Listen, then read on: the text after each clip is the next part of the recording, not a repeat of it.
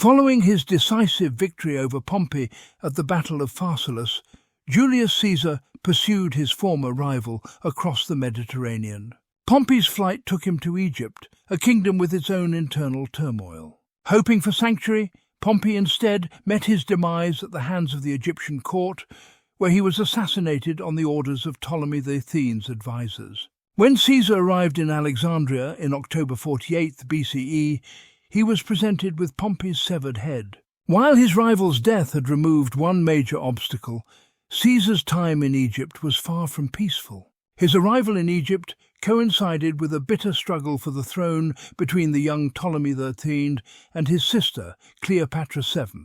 Egypt, despite its internal conflict, remained a wealthy and strategically important kingdom. For Caesar, securing Egypt meant stabilizing the eastern Mediterranean and gaining access to its immense resources, particularly grain. Cleopatra, ambitious and shrewd, saw in Caesar not just a powerful ally, but also an opportunity to secure her place on the throne. The civil war between Cleopatra and Ptolemy XIII had divided Egypt, and Caesar, ever the opportunist, became embroiled in the conflict. Caesar initially intended to remain neutral in the Egyptian civil war, but political dynamics quickly shifted, pulling him into the fray. Cleopatra, sensing an opportunity, smuggled herself into Caesar's quarters in Alexandria, famously rolled in a carpet. Her beauty, charisma, and political cunning immediately won Caesar's favour. Cleopatra argued her case before the Roman general, asking for his support to reclaim the throne. Caesar, impressed by her intelligence and charm, agreed to mediate the dispute between Cleopatra and her brother. He ordered both Ptolemy XIII and Cleopatra to come before him to settle the matter. However, Ptolemy XIII's advisors, particularly the influential eunuch Pothinus, had no intention of allowing Caesar to dictate terms. Recognizing Caesar's support for Cleopatra as a threat, they began preparing for war. Ptolemy's forces soon laid siege to the royal palace in Alexandria, where Caesar and Cleopatra had taken refuge. Thus began the Siege of Alexandria, a protracted and dangerous conflict that would last for several months. Caesar, caught in a foreign land with only a small contingent of troops, found himself in a precarious situation. Ptolemy's forces vastly outnumbered his, and Alexandria's population was largely hostile to the Romans.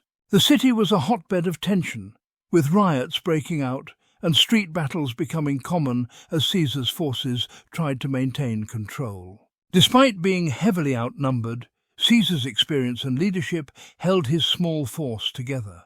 One of the key elements of the siege was the struggle for control of the great harbour of Alexandria. The harbour was critical for maintaining Caesar's supply lines and preventing Ptolemy's forces from cutting off his escape. Caesar, recognizing this, focused much of his energy on securing the harbour. In a daring move, he ordered his forces to seize the lighthouse of Pharos, which controlled access to the harbour. The Pharos lighthouse was one of the great wonders of the ancient world, towering over the harbour and providing a strategic vantage point.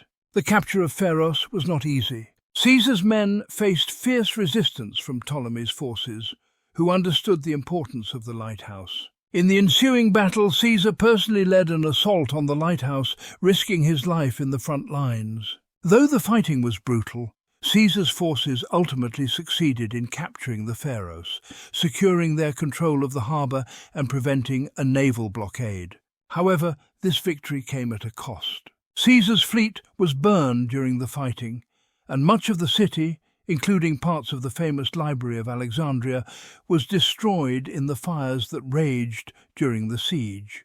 Despite the difficulties, Caesar continued to hold out in Alexandria, waiting for reinforcements. Cleopatra, meanwhile, remained by his side, consolidating her influence over the Roman general. The two became lovers, and their relationship would have long-lasting political consequences. Cleopatra's alliance with Caesar not only helped her secure the throne, but also ensured that Egypt would remain under Roman influence for decades to come. As the siege dragged on, Ptolemy XIII's forces made several attempts to break Caesar's defences.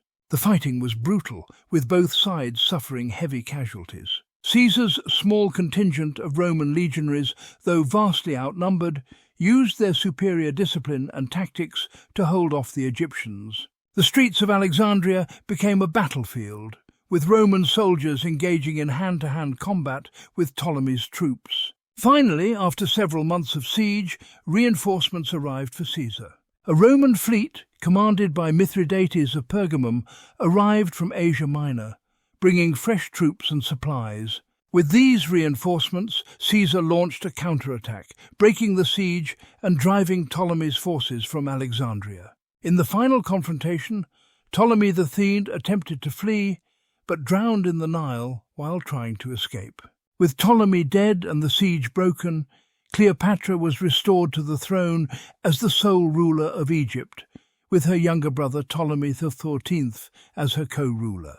However, it was clear to all that Cleopatra now ruled with Caesar's backing, making her position secure. Caesar's victory in Egypt not only stabilized the region, but also secured a powerful ally in Cleopatra, whose relationship with Caesar would continue to shape Roman and Egyptian politics in the years to come. The Siege of Alexandria marked a significant chapter in Caesar's career. Although it was a hard-fought and costly conflict, it demonstrated Caesar's ability to adapt to challenging circumstances and his willingness to become involved in the complex politics of the Eastern Mediterranean.